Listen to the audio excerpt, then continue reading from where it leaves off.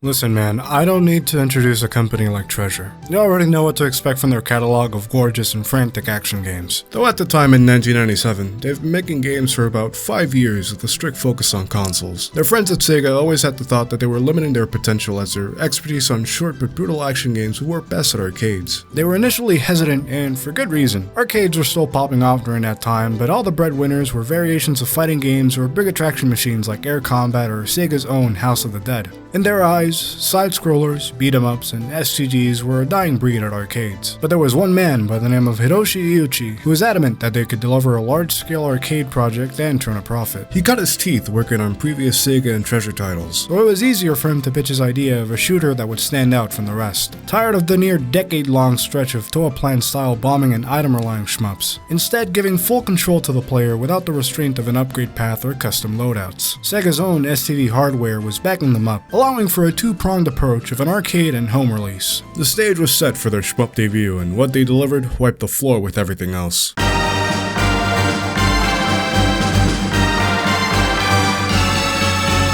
We open up on a warship as a small group of recruit pilots get the lowdown on strange objects being discovered in the excavations of an ancient stratum. Among the items recovered is a strange yellow monolith and the remains of a robot that match exactly with the one on board. Though there's no time to speculate as the monolith finally wakes up, and it's not long before it.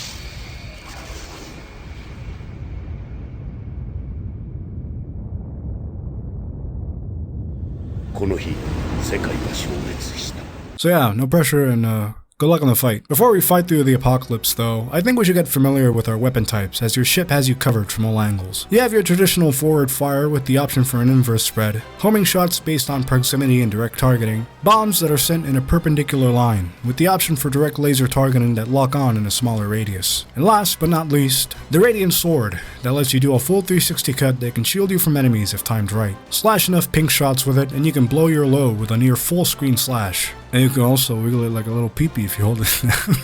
Your weapon options are divided in 3 types, and the more you rely on them, the more firepower they get. Directly addressing Yoshi's pet peeve of games like Gradius and Garega, where dedicated reliance on a weapon isn't rewarded as much as just dodging pickups even harder than the bullets flying at you. This mechanic also goes against the grain, prioritizing score and chaining for success. Whereas many shmups would punish you for your good performance by turning the heat up, Radiant Silvergun nudges you to keep a high color chain going by multiplying the amount of experience you get for your weapons. This also brings some tension to the standard gameplay loop, as you have to be hyper aware of your routing, not only to dodge hits, but to land them in a specific order as well. It can be extremely stressful and overwhelming at points, but once you commit enemy patterns to memory, it's an honest-to-god dopamine rush the closer you cut it. The game will test you though. As you go along, enemy patterns and stage hazards get more and more elaborate with lots of narrow corridors and moments where you're cornered, and your only objective is to just survive without dropping that chain. This also extends to the boss design, as you're immensely rewarded for chipping them down layer by layer for that perfect destruction rate. Each and every single one of them has a unique shape and form of attacking, like a high-speed chase down tight alleyways, being trapped in a cross of death shooting you from each axis, popping in and out of cover to dodge a death ray, or dodging a barrage of projectiles that will expand when shot. They'll get more and more aggressive as you call them though, so there's always a chance to just rush or time them out if things get too tough. Despite the stereotype, Radiant is pretty lenient. While the main story is hard and long, clocking in at about a roughly hour-and-a-half clear, the game in no way expects you to go through all of it in a single sitting from the get-go. As once you game over, you get the chance to save your progress and carry over your weapon levels. This lets more casual shmup fans experience the game, while the more hardcore players have an option for a more scaled back and reasonable arcade mode to get that coveted 1cc. Regardless of what mode you play, you're not going to feel any kind of FOMO, cause simply put, the game takes you on an insane ride. Not only is there a grave sense of desperation now that everyone you know and love is dead, but like look at all the pretty colors and sweeping backgrounds on screen, it's so cool! As a late gen Saturn release, I think it's up there with Panzer Saga as the best looking game on the system. Treasure dug into the bare metal of the system, and especially the background layer processor, to deliver the most exhilarating, sweeping camera angles with enough convincing depth to have some unforgettable boss intros. I've already covered Sin and Punishment on the channel, so check it out if you haven't. Anyone else familiar with the game can see a lot of striking similarities, especially in its cinematic presentation, with all the cool camera tricks and foreboding sense of scale. It's Radiant Silvergun's brother from another mother, as this game's assistant director went on to lead it. And just like it's inevitable to bring up,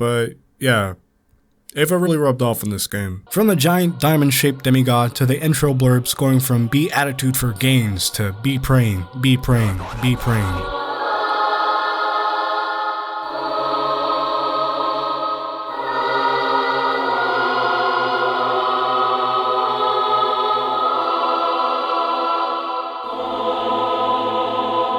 Last quarter really solidified just how much I love this game, with its heavy MIDI choir sounding calming yet dissonant enough to be worrying, dodging a literal hellfire of bullets as the world as you know it breaks down around you, fighting until your dying breath. Out of every other shmup I've played, none of them have come close to feeling like a true struggle and spectacle other than this game's successor just a few years later. It wasn't until recent that I managed to beat this game on its own terms, but ever since that brief graze with it on the 360 a decade ago, its visuals, music, and approach to shmup design has always stood out to me as the peak of the genre, at least in regards to crystallizing that era of shooters, as it feels best as a step between the Danmaku era of precise positioning and cave and Shanghai shmups, while still honoring the more puzzle-based approach of picking out your fights in a shooter like R-Type, an idea that would later evolve into Ikaruga's core design, as well as refining Gradius's gameplay when Treasure got to take over. It's a bit unfortunate that this game was mostly overshadowed by its younger brother due to it being a JP exclusive on a console almost no one in America liked at the time. Even if you were a diehard Saturn fan, importing would also cost you an arm and a leg. But thanks to Treasure's Saturn porting efforts during the 360 days and Livewire's endeavor to make the Switch a shmup haven, anyone that's not a FIFA or 2K player can experience this game on their preferred platform of choice. Input lag is an ever-present issue, but if you're really serious about that 1cc, you already have every variation of Metnefin and RetroArch already set up for this game. As for me, I've quickly become a lifelong fan of this game, and it's probably up there in my top 3. To anyone remotely interested in either Treasure, shmups, or the Saturn's library, you're missing out, dog. You need to correct that shit immediately.